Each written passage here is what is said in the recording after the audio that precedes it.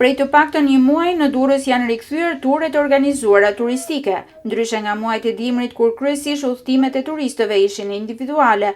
Tashmë në rrugët e qytetit bregdetar sheh grupe të organizuara të ardhura nga vende të ndryshme të Evropës. Një grup nga Bullgaria po zhvillon një udhëtim disa ditor në Durrës.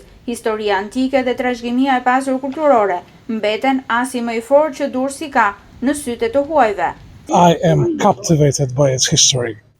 Më tërheq shumë historia juaj. Për Durrësin mendoj që është fantastik. Më vjen keq që nuk e kam vizituar më parë qytetin tuaj. Ndodhemi këtu për një tur 4 ditor dhe mendoj se do ta njohim më së miri qytetin.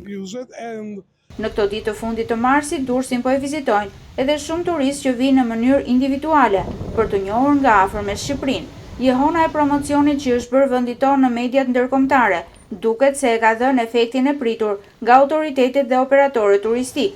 Turistë nga Anglia, Gjermania e të tjerë ndihen të habitur që kanë nisur të dëgjojnë për vendin tonë vetëm vitet e fundit, ndërkohë që vizitonin rregullisht vende sqinje si Greqia, Mali i Zi e të tjerë.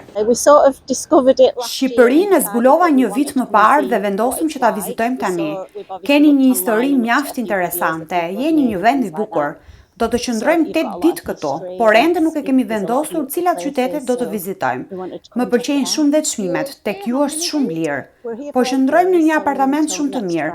I kam vizituar të gjitha vendet e rajonit dhe më vjen keq që nuk kam qenë më parë në Shqipëri.